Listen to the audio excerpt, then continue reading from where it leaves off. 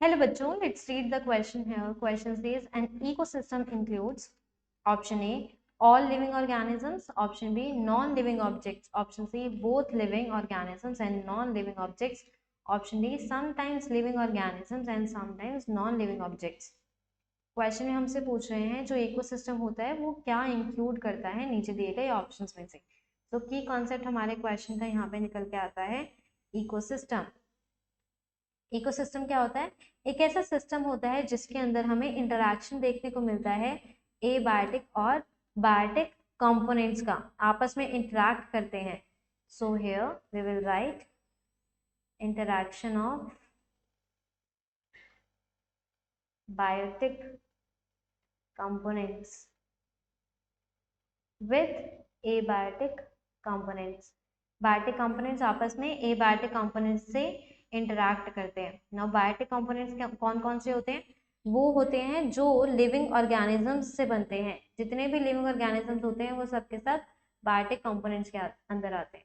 Living organisms चाहे plant है, चाहे एनिमल है, चाहे माइक्रोब है, कोई भी ऐसा सब्सटेंस जो हमारा, कोई भी ऐसा ऑर्गेनिज्म जो लिविंग के अंदर आता है। सो नेक्स्ट है नॉन लिविंग या फिर एबायोटिक। एबायोटिक के अंदर आते हैं हमारे non living factors, for example water, soil, air, temperature. इन सब के साथ जो लिविंग ऑर्गेनिजम्स होते हैं वो किस तरीके से इंटरैक्ट करते हैं उसको हम इकोसिस्टम बोलते हैं। इकोसिस्टम फर्दर हमारा दो टाइप्स का होता है, एक होता है नेचुरल इकोसिस्टम और एक होता है man made ecosystem. Natural ecosystem nature में हमारा नेचुरली प्रेजेंट होता है, मैन मेड हम खुद बनाते हैं ऐसी एनवायरनमेंट में कंडीशन क्रिएट करके आर्टिफिशियली, कि आर्टिफिशियली कोई भी ऑर्गेनिज्म उधर ग्रो कर जाए और इंटरैक्ट कर जाए बायोटिक और एबायोटिक कंपोनेंट्स के बीच में। क्वेश्चन के अंदर हमसे पूछा गया है an ecosystem includes, options are all living organism, सिर्फ और सिर्फ लिविंग ऑर्गेनिज्म से नहीं बनता।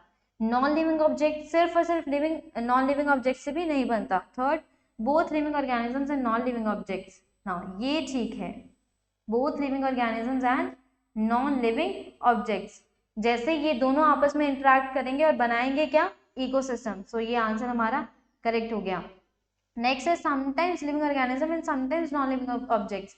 ये कह रहे हैं कि कभी कभी लिविंग ऑर्गेनिज्म से बनता है और कभी कभी नॉन लिविंग ऑब्जेक्ट से बनता है। नहीं, हमेशा ही लिविंग ऑर्गेनिज्म का इंटरेक्शन हम नॉन लिविंग ऑब्जेक्ट से कराते हैं इकोसिस्टम को देखने के लिए। सो ecosystem comprises of, ecosystem here comprises of interaction of biotic components and abiotic components. So final answer to the question should be C. I hope you got the answer very well. Thank you. Best of luck.